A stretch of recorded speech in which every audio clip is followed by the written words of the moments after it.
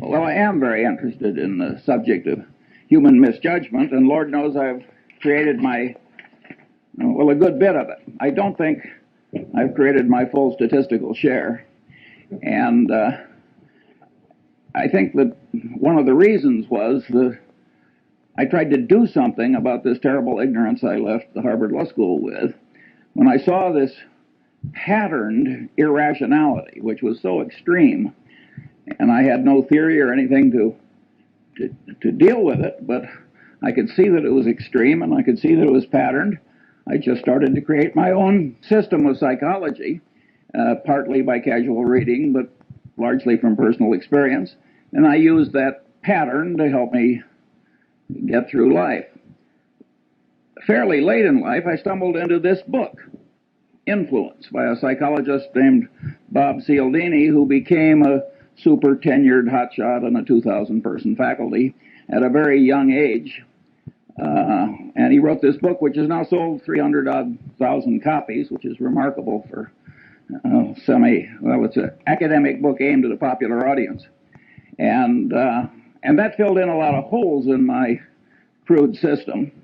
And when those holes had filled in, I thought I had a system that was a good working tool, and I'd like to share that one with you. And I came here because behavioral economics, how could economics not be behavioral? If it isn't behavioral, what the hell is it? I think it's fairly clear that all reality has to respect all other reality. If you come to inconsistencies, they have to be resolved.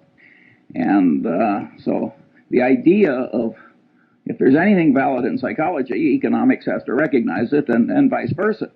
So I think the people that are working on this fringe between economics and psychology are absolutely right to be there, and I think there's been plenty wrong over the years. Well, let me romp through as much of this list as I have time to get through. 24 standard causes of human misjudgment. First, under recognition of the power of what psychologists call reinforcement and economists call incentives. Well, you can say everybody knows that. Well, I think I've been in the top 5% of my age cohort all my life in understanding the power of incentives, and all my life I've underestimated it. And never a year passes but when I get some surprise that pushes my limit a little farther. So one of my favorite cases about the power of incentives is the Federal Express case, where heart and soul of the integrity of the system is that all the packages have to be shipped rapidly in one central location each night. And the system has no integrity if the whole shift can't be done fast. And Federal Express had one hell of a time getting the thing to work. And they tried moral suasion, they tried everything in the world, and finally somebody got the happy thought that they were paying the night shift by the hour, and that maybe if they paid them by the shift, the system would work better. And lo and behold, that solution worked. Early in the history of Xerox, Joe Wilson, who was then in the government, had to go back to Xerox because he couldn't understand how their better new machine was selling so poorly in relation to their older and inferior machine. Of course, when he got there, he found out that the commission arrangement with the salesman gave a tremendous incentive to the inferior machine. And here at Harvard, in the shadow of B.F. Skinner, there was a man who really was into reinforcement as a powerful thought. And, Skinner has lost his reputation in a lot of places. But if you were to analyze the entire history of experimental science at Harvard, he'd be in the top handful. His experiments were very ingenious. The results were counterintuitive, and they were important. It is not given to experimental science to do better. What gummed up Skinner's reputation is that he developed a case of what I always call man with a hammer syndrome. To the man with a hammer, every problem tends to look pretty much like a nail. And Skinner had one of the more extreme cases in the history of academia, and this syndrome doesn't exempt bright people. It's just a man with a hammer. And Skinner is extreme example of that. And later, as I go down my list, let's go back and try and figure out why people like Skinner get man with a hammer syndrome. Incidentally, when I was at the Harvard Law School, there was a professor, naturally at Yale, who was derisively discussed at Harvard, and they used to say, "Poor old Blanchard, he thinks declaratory judgments will cure cancer." And that's the way Skinner got. And not only that, he got he was literary. And he scorned opponents who had any different way of thinking or thought anything else was important. This is not a way to make a lasting reputation if the other people turn out to also be doing something important. My second factor is simple psychological denial. This first really hit me between the eyes when a friend of our family had a super athlete, super student son who flew off a carrier in the North Atlantic and never came back. And his mother, who was a very sane woman, just never believed he was dead. And of course, if you turn on the television, you find the mothers of the most obvious criminals that man could ever diagnose, and they all think their sons are innocent. Simple psychological denial. The reality is too painful to bear, so you just distort it until it's bearable. We all do that to some extent, and it's a common psychological misjudgment that causes terrible problems. Third, incentive-caused bias, both in one's own mind and that of one's trusted advisor, where it creates what economists call agency costs. Here, my early experience was a doctor who sent bushel baskets full of normal gallbladders down to the pathology lab in a leading hospital in Lincoln, Nebraska. And with that quality control for which community hospitals are famous, about 5 years after he should have been removed from the staff, he was. And one of the old doctors who participated in the removal was also a family friend. And I asked him, I said, tell me, did he think here's a way for me to exercise my talents? This guy was very skilled, technically, and make a high living by doing a few maimings and murders every year, along with some frauds? And he said, hell no, Charlie. He thought that the gallbladder was the source of all medical evil, and that if you really loved your patients, you couldn't get that organ out rapidly enough. Now, that's an extreme case, but in lesser strength, it's present in every profession and in every human being. And it causes perfectly terrible behavior. If you take sales presentations of brokers of commercial real estate and businesses, I'm 70 years old. I've never seen one I thought was even within hailing distance of objective truth. And if you want to talk about the power of incentives and the power to rationalize terrible behavior, after the Defense Department had enough experience with cost plus percentage of cost contracts, the reaction of our republic was to make it a crime for the federal government to write one. And not only a crime, but a felony. And by the way, the government's right. But a lot of the way the world is run, including most law firms and a lot of other places, they've still got a cost plus percentage of cost system. And human nature, with its version of what I call incentive-caused bias, causes this terrible abuse. And many of the people who are doing it, you would be glad to have marry into your family compared to what you're otherwise going to get. Now, there are huge implications from the fact that human mind is put together this way, and that is that people who create things like cash registers, which make misbehavior hard, are some of the effective saints of our civilization. And the cash register was a great moral instrument when it was created, and Patterson knew that, by the way. He had a little store, and the people were stealing him blind and never made any money, and people sold him a couple of cash registers, and it went to profit immediately. And of course, he closed the store and went into the cash register business, and with results which are so this is a huge important thing. If you read the psychology text, you will find that if they're 1,000 pages long, there's one sentence. Somehow incentive-caused bias has escaped the standard survey course in psychology. Fourth, and this is a superpower in error-causing psychological tendency, Bias from consistency and commitment tendency, including the tendency to avoid or promptly resolve cognitive dissonance. Includes the self-confirmation tendency of all conclusions, particularly expressed conclusions, and with a special persistence for conclusions that are hard-won. But what I'm saying here is that the human mind is a lot like the human egg. And the human egg has a shut-off device. When one sperm gets in, it shuts down so the next one can't get in. The human mind has a big tendency of the same sort. And here again, it doesn't just catch ordinary mortals, it catches the deans of physics. According to Max Planck, the really innovative, important new physics was never really accepted by the old guard. Instead, a new guard came along that was less brain-blocked by its previous conclusions. And if Max Planck's crowd had this consistency and commitment tendency that kept their old conclusions intact in spite of disconfirming evidence, you can imagine what the crowd that you and I are part of behaves like.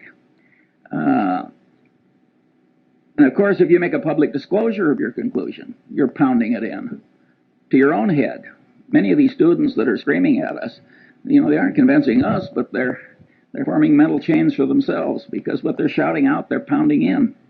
And I think educational institutions that create a climate where too much of that goes on are, in a fundamental sense, they're irresponsible institutions.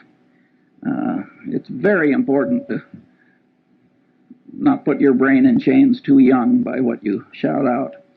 And all these things like painful qualifying and initiation rituals, and all those things pound in your commitments and your ideas. And the Chinese brainwashing system, which was for war prisoners, which was way better than anybody else's, they maneuvered people into making tiny little commitments and declarations, and then they'd slowly build. That worked way better than torture. Sixth, bias from Pavlovian association, misconstruing past correlation as a reliable basis for decision making. I never took a course in psychology or economics either, for that matter, but I did learn about Pavlov in high school biology, and the way they taught it, so the dog salivated when the bell rang. So what? Nobody made the least effort to tie that to the wide world.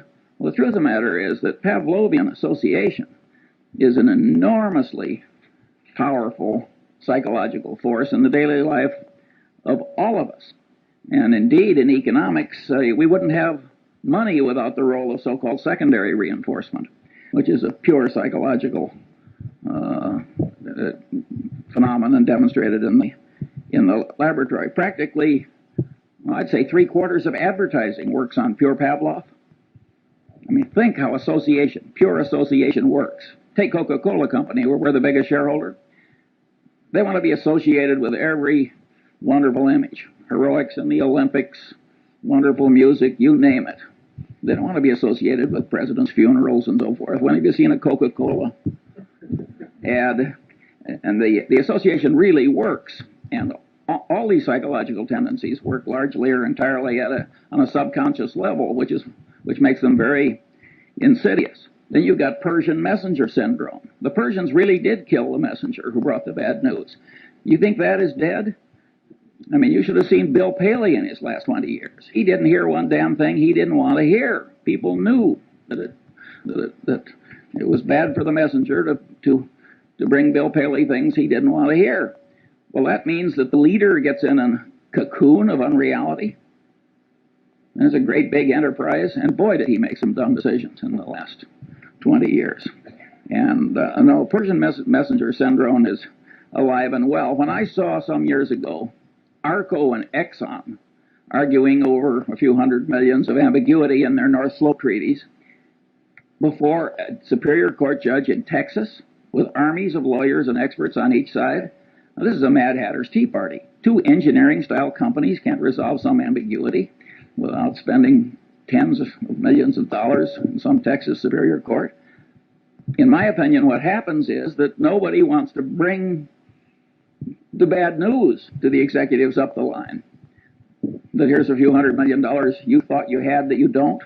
And it's much safer to act like the Persian messenger who goes away to hide rather than bring home the news of the battle lost. talking about economics, you get a very interesting phenomenon that I've seen over and over again in a long life. You've got two products. Suppose they're complex technical product. Now you think under the laws of economics that if product A costs X, if product Y costs X minus something, it will sell better than if it sells at X plus something. But that's not so. In many cases, when you raise the price of the alternative product, it'll get a larger market share than it would when you make it lower than your competitor's product. That's because the bell, a Pavlovian bell, I mean, ordinarily there's a correlation between price and value. You have an information inefficiency. And so when you raise the price, the sales go up relative to your competitor. That happens again and again and again. It's a pure Pavlovian phenomenon. And you can say, well, the economists have figured this sort of thing out when they started talking about information inefficiencies. But that was fairly late in economics that they found such an obvious thing. And of course, most of them don't ask what causes the information inefficiencies. Well, one of the things that causes it is pure old Pavlov and his dog. Now you've got bias from Skinnerian association, operant conditioning, where you give the dog a reward and pound in the behavior that preceded the dog's getting the award. And of course, Skinner was able to create superstitious pigeons by having rewards come, by accident with certain occurrences. And of course, we all know people who are the human equivalents of superstitious pigeons. That's a very powerful phenomenon. And of course, operant conditioning really works. I mean, the people in the center who think that operant conditioning is important are very much right. It's just that the Skinner overdid it a little. Where you see in business just perfectly horrible results from psychologically rooted tendencies is in accounting. If you take Westinghouse, which blew what, $2 or $3 billion pre-tax at least, loaning developers to build hotels and virtually 100% loans. Now you say any idiot knows that there's one thing you don't like, it's a developer, and another you don't like, it's a hotel. And to make 100% loan to a developer who's going to build a hotel, but this guy, he probably was an engineer or something, and he didn't take psychology any more than I did, and he got out there in the hands of these slick salesmen operating under their version of incentive cost bias, where any damn way of getting Westinghouse to do it was considered normal business, and they just blew it. That would never have been possible if the accounting system hadn't been such that for the initial phase of every transaction, it showed wonderful financial results. So people who have loose accounting standards are just inviting perfectly horrible behavior in other people. And it's a sin. It's an absolute sin. If you carried bushel baskets full of money through the ghetto and made it easy to steal, that would be a considerable human sin, because you'd be causing a lot of bad behavior, and the bad behavior would spread. Similarly, an institution that gets sloppy accounting commits a real human sin, and it's also a dumb way to do business, as Westinghouse has so wonderfully proved. Oddly enough, nobody mentions, at least nobody I've seen, what happened with Joe Jett and Kidder Peabody. The truth of the matter is the accounting system was such that by punching a few buttons, the Joe Jetts of the world could show profits, and profits that showed up in things that resulted in rewards and esteem and every other thing that human being. Well, the Joe Jetts are always with us, and they're not really to blame, in my judgment at least. But that bastard who created that foolish accounting system, who, so far as I know, has not been flayed alive, ought to be. Seventh, bias from reciprocation tendency, including the tendency of one in a role to act as other persons expect. Well, here again, Cialdini does a magnificent job at this, and you're all going to be given a copy of Cialdini's book. And if you have half as much sense as I think you do, you will immediately order copies for all of your children and several of your friends. You will never make a better investment. It is so easy to be a patsy for what he calls the compliance practitioners of this life. And but at any rate, reciprocation tendency is a very, very powerful phenomenon. And Cialdini demonstrated this by running around a campus, and he asked people to take juvenile delinquents to the zoo. And it was a campus, and so 1 in 6 actually agreed to do it. And after he'd accumulated the statistical output, he went around on the same campus and he asked other people, he said, gee, would you devote 2 afternoons a week to taking juvenile delinquents somewhere and suffering greatly yourself to help them? And there he got 100% of the people to say no. But after he made the first request, he backed off a little. He said, well, would you at least take them to the zoo 1 afternoon? He raised the compliance rate from 1/3 to 1/2. He got 3 times the success by just going through the little ask for a lot and back off.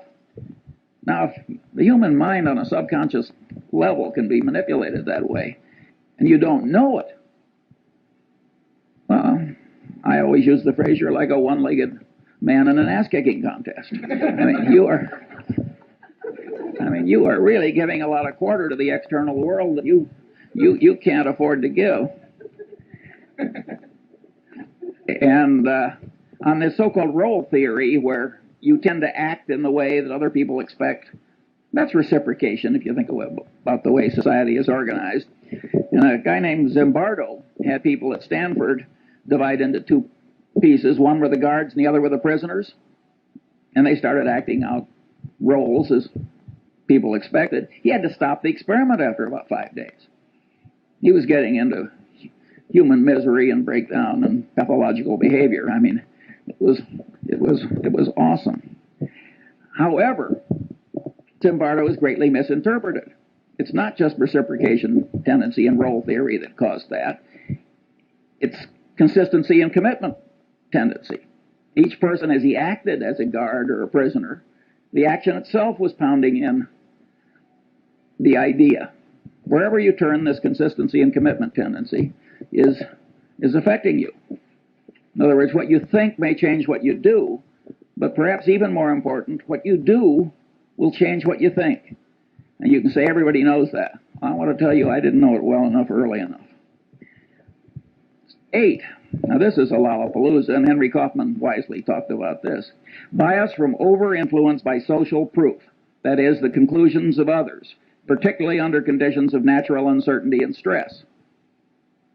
And here, one of the cases the psychologist used is Kitty Genovese, where all these people, I don't know, 50, 60, 70 of them just sort of sat and did nothing while she was slowly murdered. Now, one of the explanations is everybody looked at everybody else and nobody else was doing anything. And so there's automatic social proof that the right thing to do is nothing. That's not a good enough explanation for Kitty Genovese, in my judgment. That's only part of it. There are microeconomic ideas in gain-loss ratios and so forth that also come into play. I think time and time again in reality, psychological notions and economic notions interplay. And the man who doesn't understand both is a damn fool. Big shot businessmen get into these waves of social proof. Do you remember some years ago when one oil company bought a fertilizer company? And every other major oil company practically ran out and bought a fertilizer company. And there was no more damn reason for all these oil companies to buy fertilizer companies. But they didn't know exactly what to do, and if Exxon was doing it, it was good enough for Mobil or vice versa. And of course, I think they're all gone now. It was a total disaster. Now let's talk about efficient market theory, a wonderful economic doctrine that had a long vogue in spite of the experience of Berkshire Hathaway. In fact, one of the economists who won, he shared a Nobel Prize. And as he looked at Berkshire Hathaway year after year, which people would throw in his face as saying maybe the market isn't quite as efficient as you think, he said, well, it's a 2 sigma event.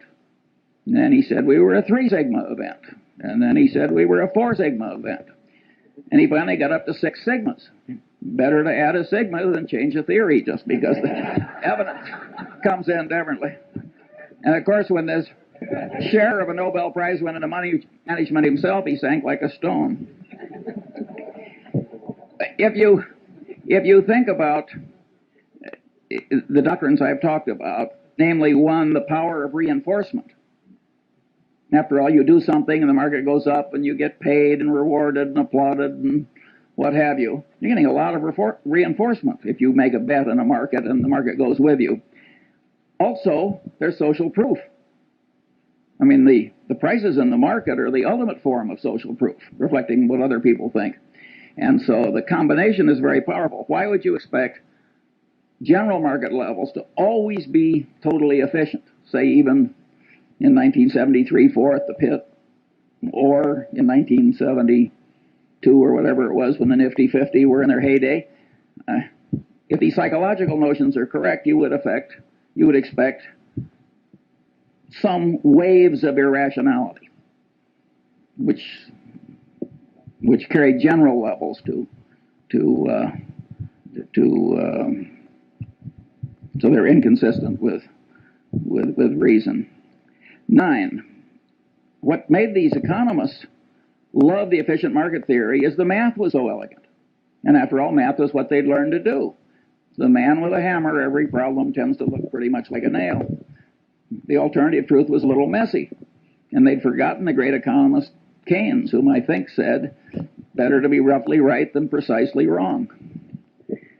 9. Bias from contrast cause distortions of sensation, perception, and cognition.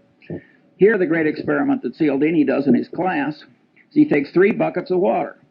One's hot, one's cold, and one's room temperature. He has the student stick his left hand in the hot water and his right hand in the cold water. Then he has them remove the hands and put them both in the room temperature bucket. And of course, with both hands in the same bucket of water, one seems hot and the other seems cold, because the sensation apparatus of man is over-influenced by contrast. It has no absolute scale. It's got a contrast scale in it. And it's a scale with quantum effects in it, too. It takes a certain percentage change before it's noticed. Maybe you've had a magician remove your watch. I certainly have, without your noticing it. It's the same thing. He's taking advantage of your contrast type troubles in your sensory apparatus. But here the great truth is that cognition mimics sensation, and the cognition manipulators mimic the watch removing magician. In other words, people are manipulating you all day long on this contrast phenomenon. Cialdini cites the case of the real estate broker, and you got the rube that's been transferred into your town, and the first thing you do is you take the rube out to 2 of the most awful overpriced houses you've ever seen. And then you take the rube to some moderately overpriced house, and then you stick them. And it works pretty well, which is why the real estate salesmen do it. And it's always going to work. And the accidents of life can do this to you, and it can ruin your life. In my generation, when women lived at home until they got married, I saw some perfectly terrible marriages made by highly desirable women because they lived in terrible homes. And I've seen some terrible second marriages, which were made because they were slight improvements over an even worse first marriage. And you think you're immune from these things, and you laugh, and I want to tell you, you aren't. And my favorite analogy, I can't vouch for the accuracy of. I have this worthless friend I like to play bridge with, and he's a total intellectual amateur that lives on inherited money. But he told me once something I really enjoyed hearing. He said, Charlie, he says, if you throw a frog into very hot water, the frog will jump out. But if you put the frog in room temperature water and just slowly heat the water up, the frog will die there. Now, I don't know whether that's true about a frog, but it sure is hell true about many of the businessmen I know. And there again, it is the contrast phenomenon. These are hotshot, high-powered people. I mean, these are not fools. If it comes to you in small pieces, you're likely to miss. So you have to, if you're going to be a person of good judgment, you have to do something about this warp in your head where it's so misled by mere contrast. Bias from over-influence by authority. Well, here the Milgram experiment, as it's caused, I think there have been 1,600 psychological papers written about Milgram. And he had a person posing as an authority figure trick ordinary people into giving what they had every reason to expect was heavy torture by electric shock to perfectly innocent fellow citizens. And the experiment has been, he was trying to show that why Hitler succeeded and a few other things. And so this really caught the fancy of the world. Partly it's so politically correct.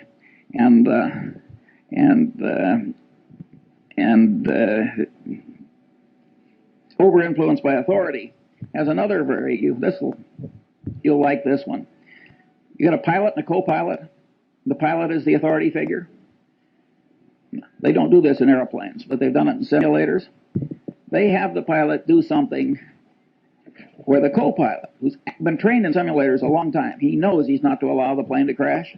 They have the pilot to do something where an idiot co-pilot would know the plane was going to crash, but the pilot's doing it and the co-pilot is sitting there and the pilot is the authority figure. 25% of the time the plane crashes. I mean, this is a very powerful psychological tendency. It's not quite as powerful as some people think, and I'll get to that later. 11, bias from deprival superreaction syndrome, including bias caused by present or threatened scarcity, including threatened removal of something almost possessed but never possessed. Here I took the Munger dog, lovely, harmless dog. The only way to get that dog to bite you was to try and take something out of its mouth after it was already there. And any of you who've tried to do takeaways in labor negotiations will know that a human version of that dog is there in all of us. And I had a predecessor on a little island where I have a house, and his next door neighbor put a little pine tree in that was about 3 feet high, and it turned his 180-degree view of the harbor into 179 3/4. Well, they had a blood feud like the Hatfields and McCoys, and it went on and on and on. And I mean, people are really crazy about minor decrements down. And then, if you act on them, you get into reciprocation tendency, because you don't just reciprocate affection, you reciprocate animosity, and the whole thing can escalate. And so, huge insanities can come from just subconsciously overweighing the importance of what you're losing or almost getting and not getting. And the extreme business case here was New Coke. Now, Coca Cola has the most valuable trademark in the world. We're the major shareholder. I mean, I think we understand that trademark. Coke has armies of brilliant engineers, lawyers, psychologists, advertising executives, and so forth. And they had a trademark on a flavor, and they'd spent the better part of 100 years getting people to believe that trademark had all these intangible values too.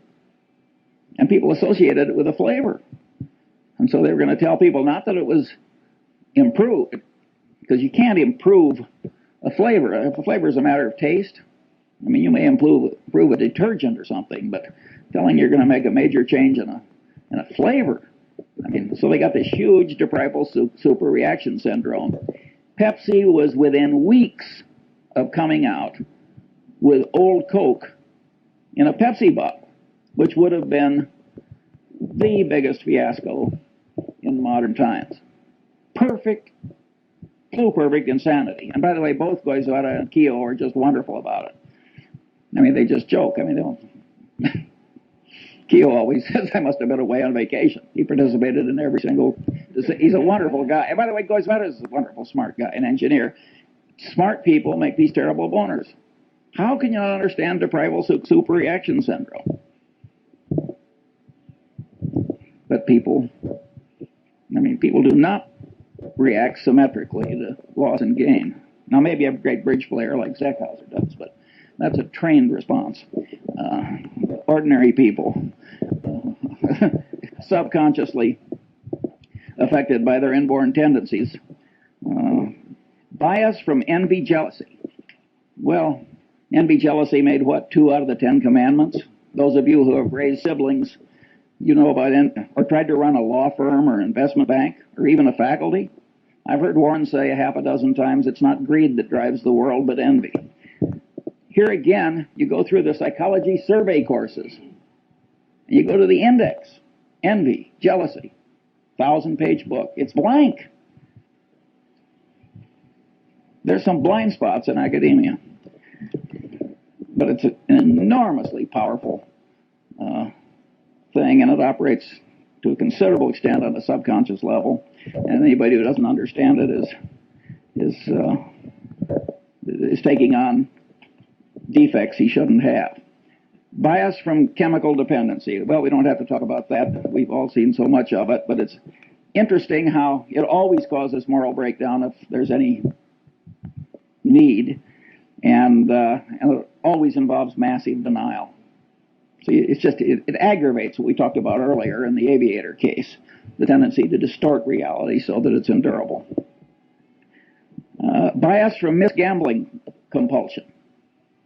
Well, here Skinner made the only explanation you'll find in the standard psychology survey course.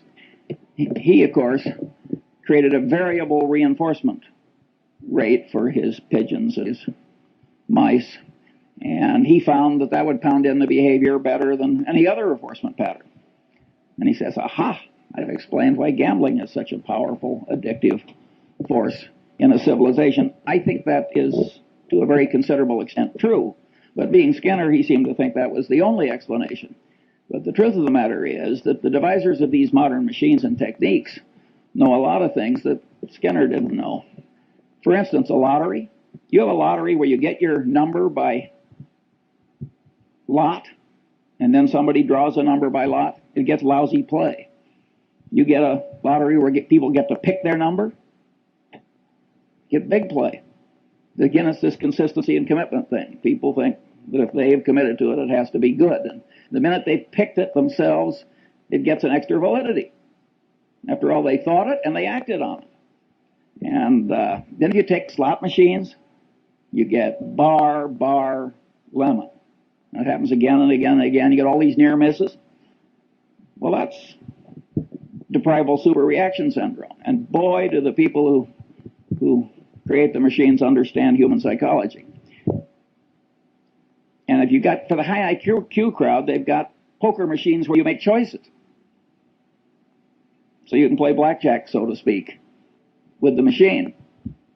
It's wonderful what we've done with our computers to ruin a civilization. And but anyway, misgambling compulsion is a very, very powerful and important thing. Look at what's happening to our country. Every Indian reservation, every river town, and look at the people who are ruined by it with the aid of their stockbrokers and others. And again, if you look in the standard textbook of psychology, you'll find practically nothing on it except maybe one sentence talking about Skinner's rats. That is not an adequate coverage of the subject. Bias from liking distortion, including the tendency to especially like oneself, one's own kind, and one's own idea structures, and the tendency to be especially susceptible to being misled by someone liked. Disliking distortion, bias from that. The reciprocal of liking distortion, and the tendency not to learn appropriately from someone disliked.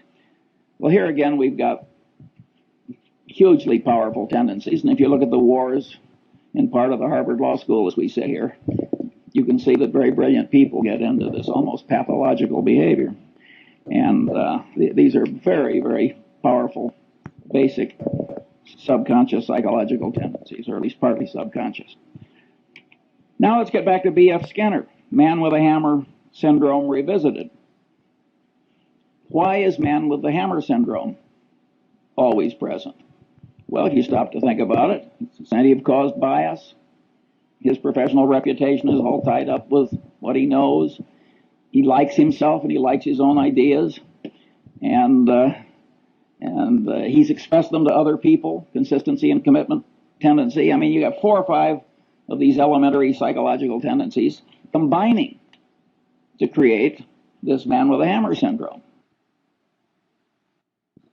And once you realize that you can't really buy your thinking done, partly you can, but largely you can't in this world, you have learned a lesson that's very useful in life.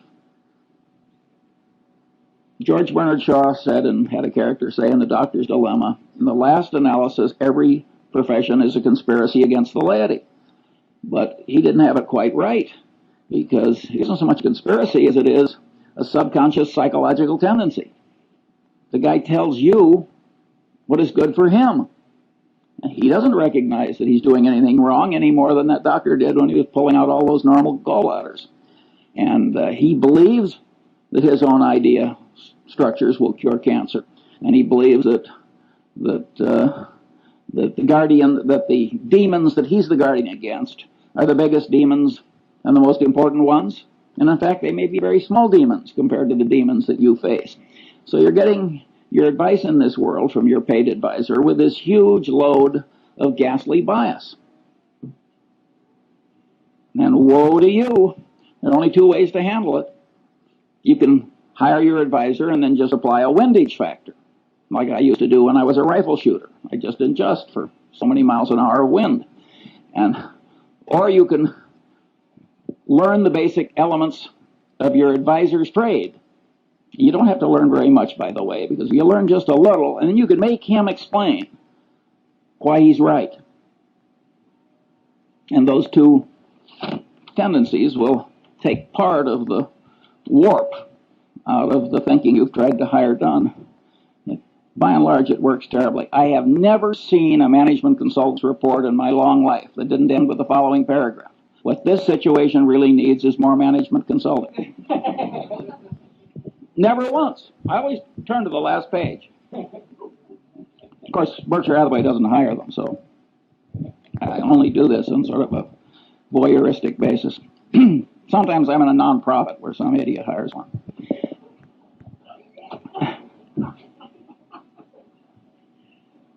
"17.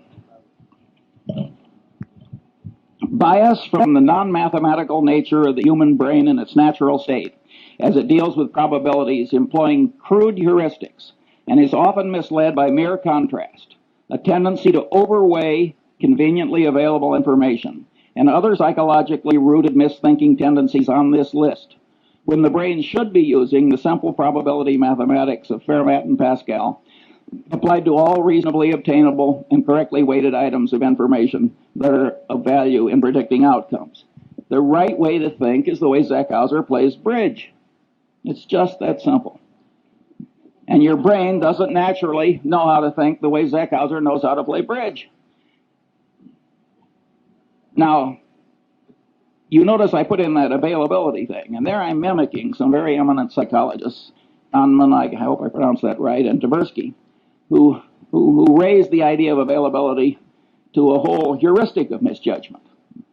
And, they are very substantially right. I mean, ask the Coca Cola company, which has raised availability to a secular religion, if availability changes behavior. You will drink a hell of a lot more Coke if it's always available. I mean, availability does change behavior and cognition. Nonetheless, even though I recognize that and applaud Tversky and Kahneman, I don't like it for my personal system, except as part of a greater subsystem, which is, you got to think the way Zeckhauser plays the bridge. It isn't just the lack of availability that distorts your judgment. All the things on this list distort judgment. And I want to train myself to kind of mentally run down the list instead of just jumping on availability. So that's why I stated the way I do. In a sense, these psychological tendencies make things unavailable. Because if you quickly jump to one thing, and then because you've jumped to it, the consistency and commitment tendency makes you lock in, boom, that's error number one. Or if something is very vivid, which I'm going to come to next, that will really pound in. And the reason that the thing that really matters is now unavailable, and what's extra vivid wins, is, I mean, the extra vividness creates the unavailability. So I think it's much better to have a whole list of things that cause you to be less like Zeckhauser than it is just to jump on one factor. Here, I think we should discuss John Gutfriend. This is a very interesting human example, which will be taught in every decent professional school for at least a full generation. Goodfriend has a trusted employee, and it comes to light, not through confession, but by accident, that the trusted employee has lied like hell to the government and manipulated the accounting system, and it was really equivalent to forgery. And the man immediately says, "I've never done it before. I'll never do it again. It was an isolated example." And of course, it was obvious that he was trying to help the government as well as himself, because he thought the government had been dumb enough to pass a rule that he'd spoken against. And after all, if a government's not going to pay attention to a bond trader at Solomon, what kind of a government can it be? But at any rate, and this guy has been part of a little clique that has made, well, way over $1 billion for Solomon in the very recent past. And it's a little handful of people.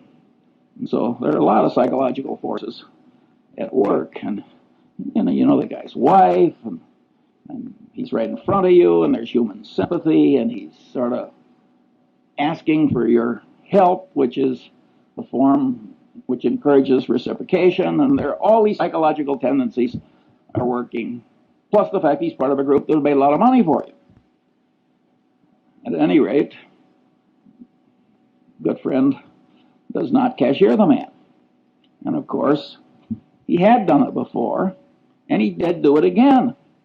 Well, now you look as though you almost wanted him to do it again. Or God knows what you look like, but it isn't good. And that simple decision destroyed John Goodfriend. And it's so easy to do. Now let's think it through like the bridge player, like Zeckhauser. You find an isolated example of a little old lady in the Seas Candy Company, one of our subsidiaries, getting into the till.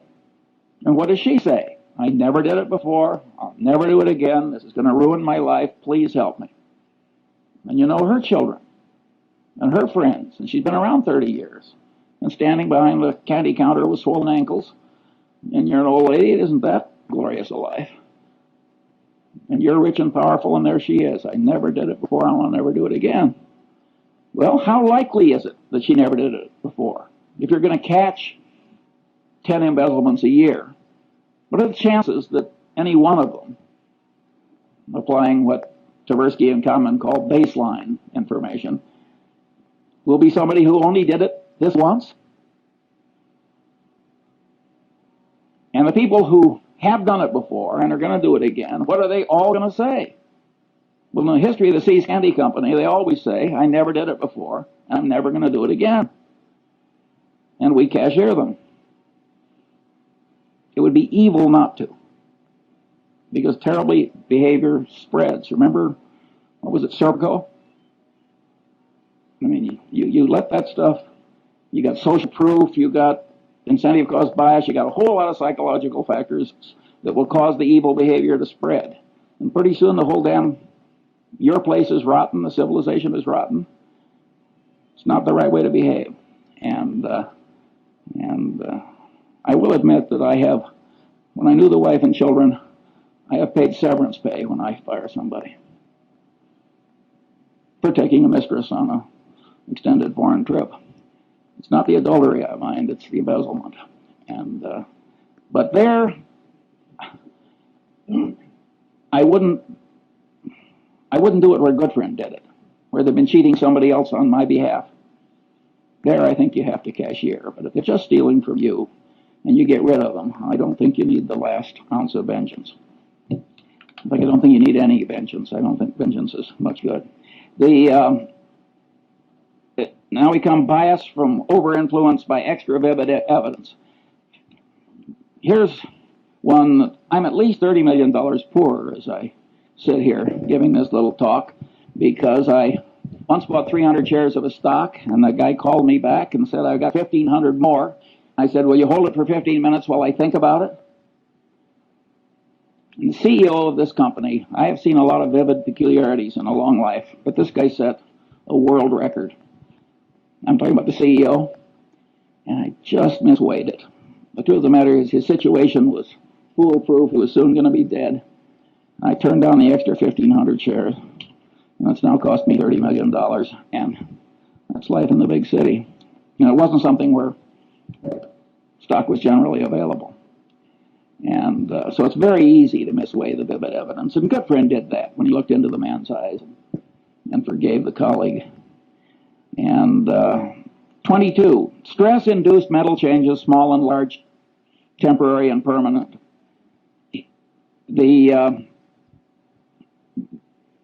I've skipped one. Mental confusion caused by information not arrayed in the mind in theory structures, creating sound generalizations developed in response to the question why. Also misinfluence from information that apparently but not really answers the question why. Also failure to obtain deserved influence caused by not properly explaining why.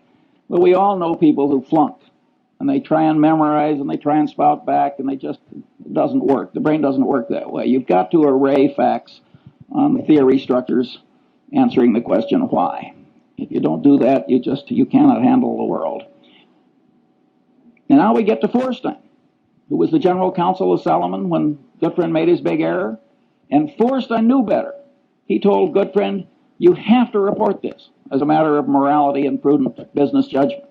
He said, it's probably not illegal, there's probably no legal duty to do it, but you have to do it as a matter of prudent conduct and proper dealing with your main customer. And he said that to Goodfriend on at least 2 or 3 occasions, and he stopped. And of course, the persuasion failed, and when Goodfriend went down, Feuerstein went with him, and it ruined a considerable part of Feuerstein's life.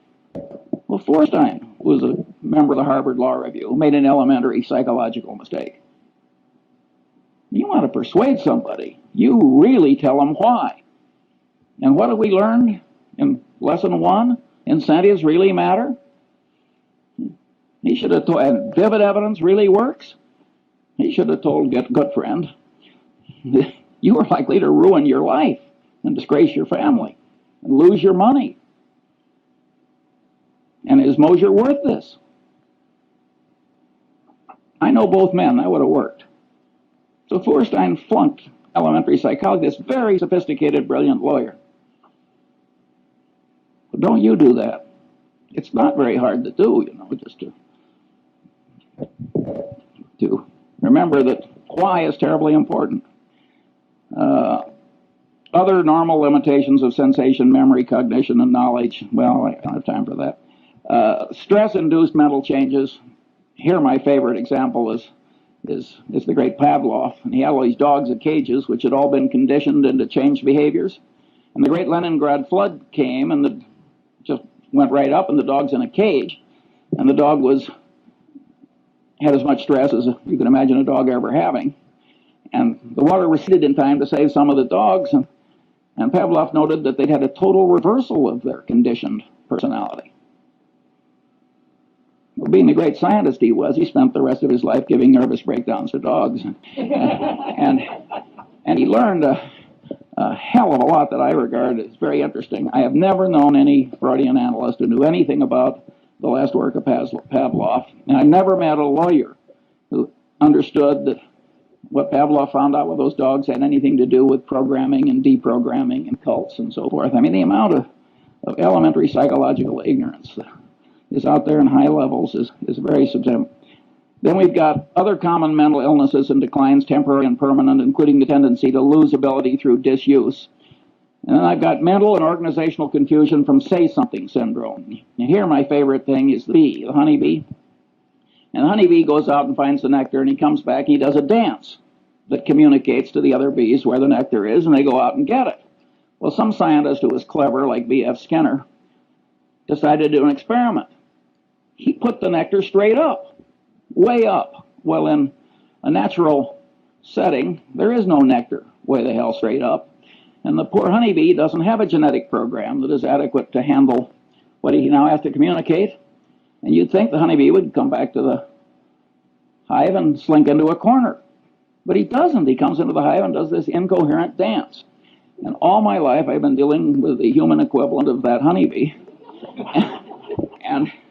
And it's a very important part of human organization to set things up so the noise and the reciprocation and so forth of all these people who have what I call say-something syndrome don't really affect the decisions. Now, the time has come to ask 2 or 3 questions. This is the most important question in this whole talk. What happens when these standard psychological tendencies combine? What happens when the situation or the artful manipulation of man causes several of these tendencies to operate on a person toward the same end at the same time? The clear answer is the combination greatly increases power to change behavior compared to the power of merely one tendency acting alone. Examples are Tupperware parties. Tupperware has now made billions of dollars out of a few manipulative psychological tricks. It was so schlock that directors of Justin Dart's company resigned when he crammed it down his board's throat. And he was totally right, by the way, judged by economic outcomes. Mooney conversion methods. Boy, do they work. He just combines 4 or 5 of these things together. The system of Alcoholics Anonymous. A 50% no drinking rate outcome when everything else fails. It's a very clever system that uses 4 or 5 psychological systems at once toward, I might say, a very good end. The Milgram experiment. See, Milgram, it's been widely interpreted as mere obedience. But the truth of the matter is that the experimenter who got the students to give the heavy shocks in Milgram, he explained why. It was a false explanation. We need this to look for scientific truth and so on. That greatly changed the behavior of the people. And number 2, he worked them up. Tiny shock, little larger, little larger. So commitment and consistency tendency and the contrast principle were both working in favor of this behavior. So again, it's 4 different psychological tendencies.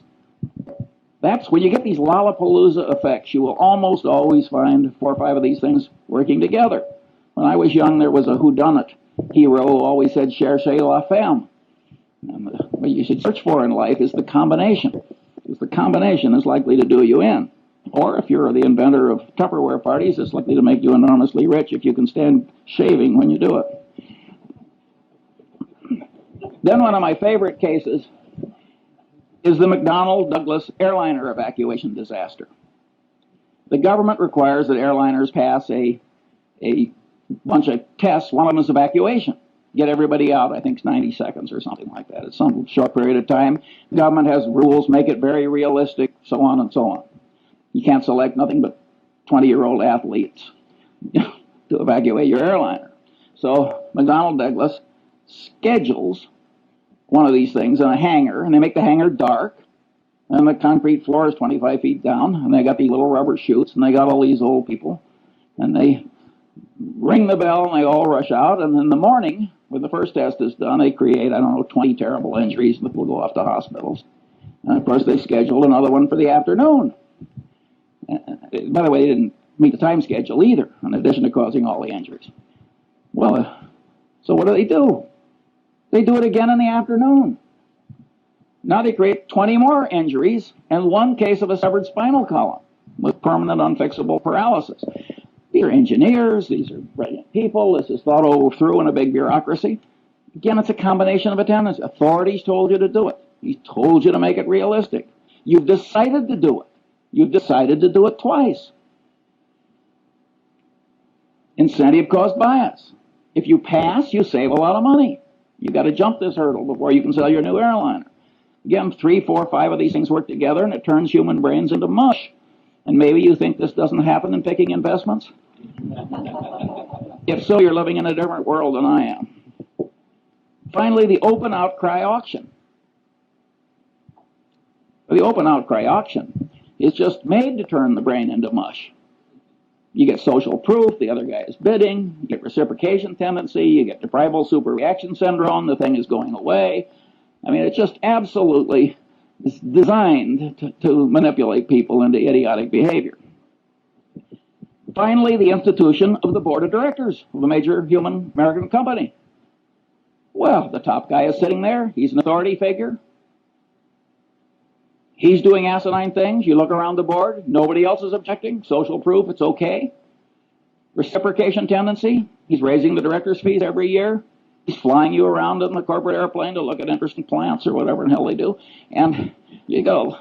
And you really get extreme dysfunction as a corrective decision-making body in the typical American board of directors. They only act, again, the power of incentives, they only act when it gets so bad that it starts reflecting, making them look foolish or threatening legal liability to them.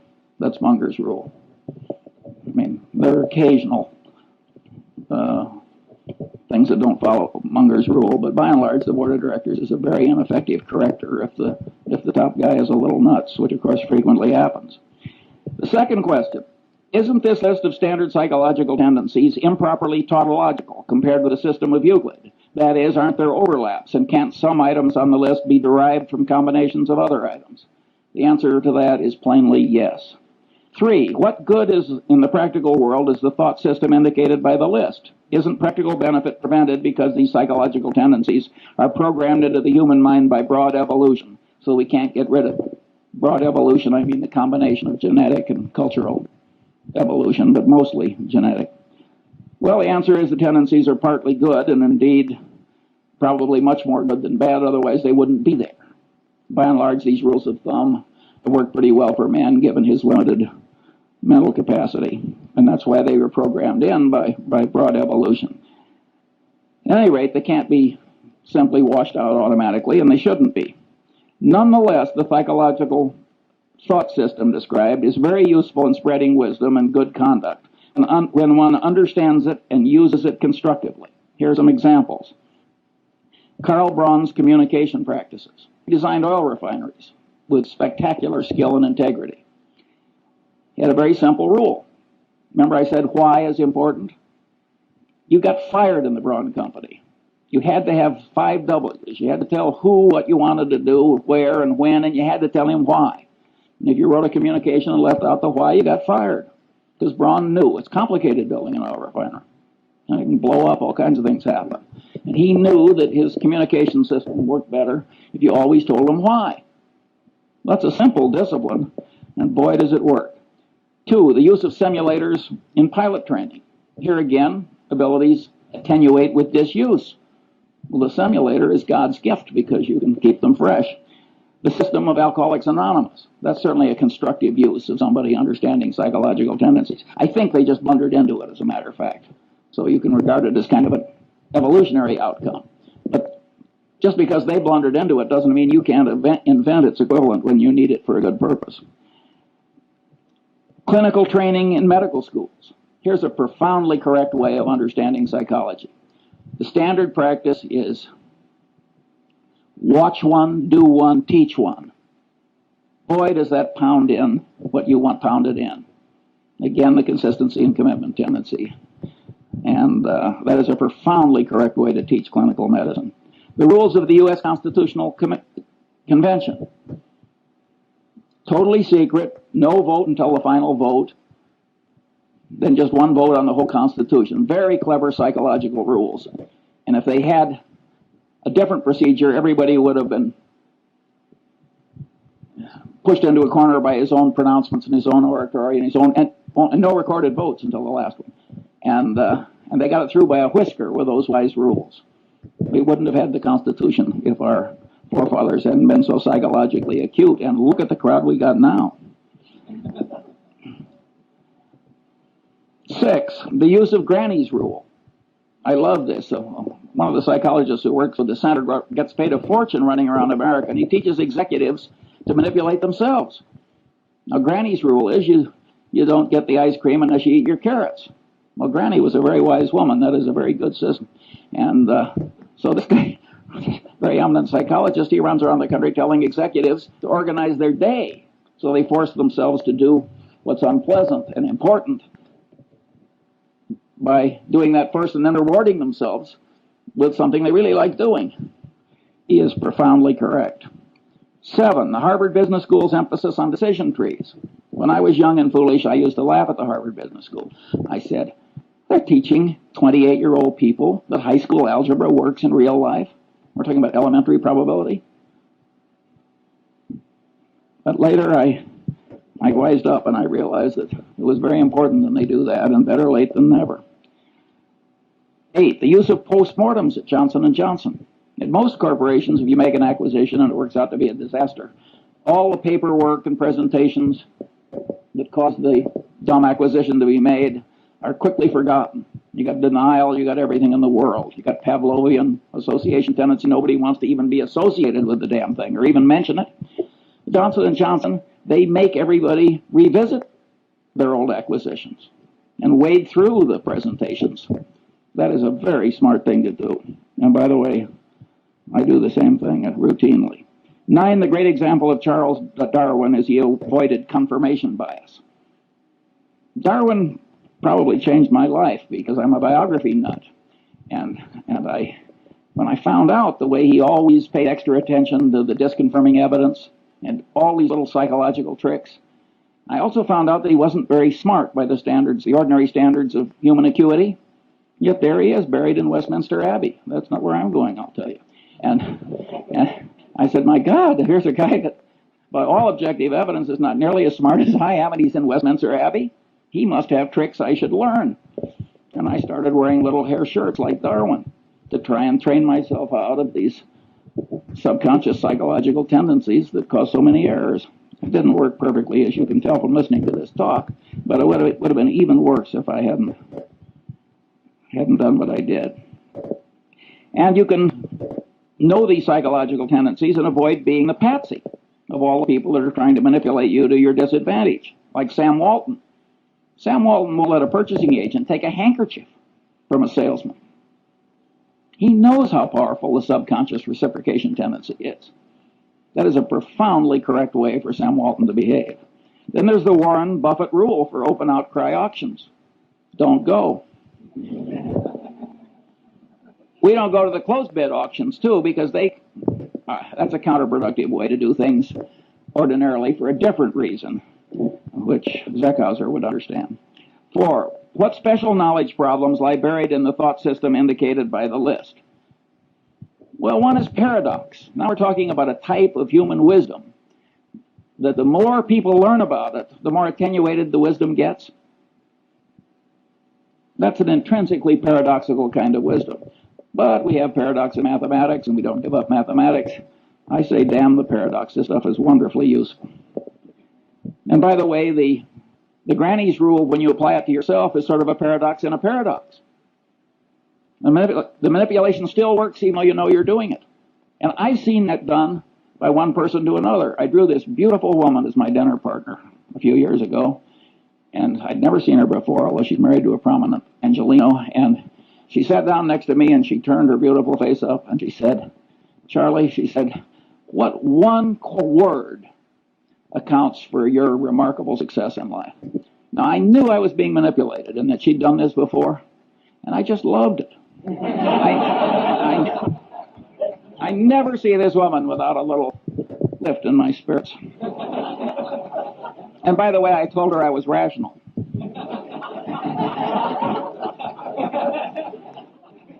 You'll have to judge yourself whether that's true. I may be demonstrating some psychological tendency I hadn't planned on demonstrating. How should the best parts of psychology and economics interrelate in an enlightened economist's mind? 2 views. That's the thermodynamics model. You can't derive thermodynamics from Newtonian gravity and laws of mechanics, even though it's a lot of little particles interacting. And here's this wonderful truth that you can sort of develop on your own, which is thermodynamics. And some economists, and I think Milton Friedman is in this group, but I may be wrong on that, sort of like the thermodynamics model. I think Milton Friedman, who has a Nobel Prize, is probably a little wrong on that. I think the thermodynamics analogy is overstrained. I think knowledge from these different soft sciences have to be reconciled to eliminate conflict. After all, there's nothing in thermodynamics that's inconsistent with Newtonian mechanics and gravity.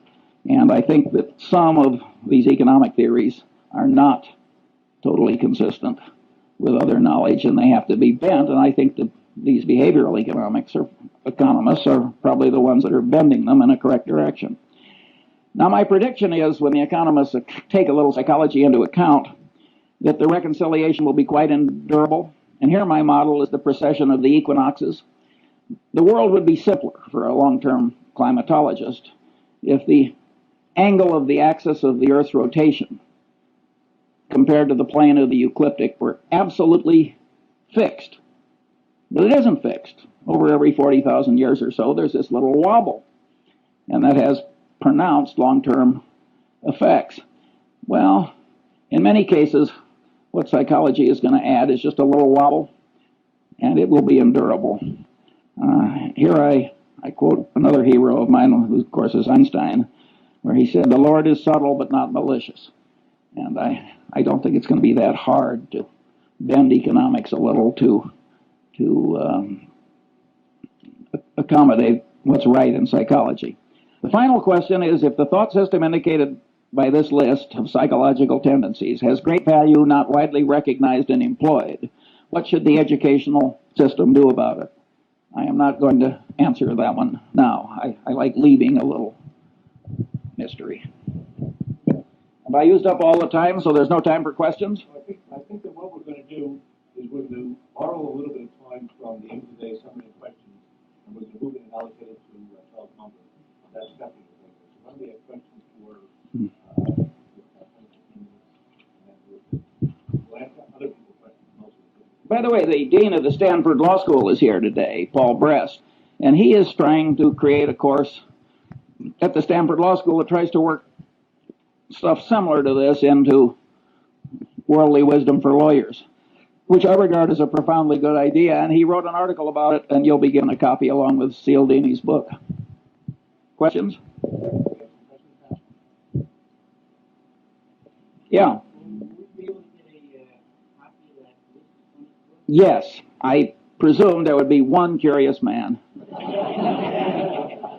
And I have it, and I'll put it over there on the table, but don't take more than one because I didn't anticipate such a big crowd. And if we run short, I'm sure the center is up to making other copies. And yeah. Well, let me just ask one question. If I had listened to this talk, I might have thought that you were a psychologist. If I had listened to this talk, I might have thought that Charles Munger was a psychology professor operating in a business school. Every once in a while on a micro issue, you told us how you would have dealt with one of these issues, for example, with the unfortunate lady from Seas. But you didn't tell us how these tendencies affected you in what's probably the most important, or one of the most important elements of your success, which was deciding where to invest your money. And I'm wondering if you might relate some of these principles to some of your past decisions that way. Well, of course, an investment decision in the common stock of a company frequently involves a whole lot of factors interacting.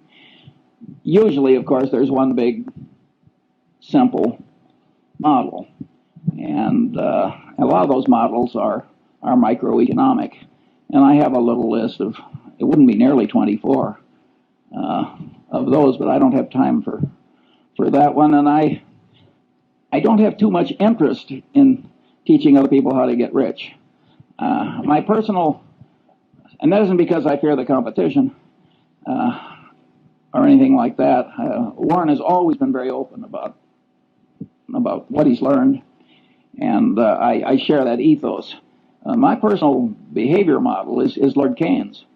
I wanted to get rich so I could be independent, and so I could do other things like give talks on the intersection of psychology and economics. I didn't want to turn it into a total obsession. Yeah. I was 24. Could you tell us the one rule that's most important? I would say the one thing that causes the most trouble is when you combine a bunch of these together, you get this Lollapalooza effect. And if you read the psychology textbooks, they don't discuss how these things combine, at least not very much. Do they multiply? Do they add? How does it work? I think it would be just an automatic subject for research, but it doesn't seem to turn the psychology establishment on. I think this is a man from Mars approach to psychology. I just reached in and took what I thought I had to have. That is a different set of incentives from rising in an economic establishment where the reward system, again, the reinforcement, comes from being a truffle hound. That's what Jacob Viner, the great economist, called it, the truffle hound. An animal so bred and trained for one narrow purpose that he wasn't much good at anything else. And that is the reward system in a lot of academic departments. It is not necessarily for the good. It may be fine if you want new drugs or something. You want people stunted in a lot of different directions so they can grow in one narrow direction. But I don't think it's good teaching psychology the masses. In fact, I think it's terrible.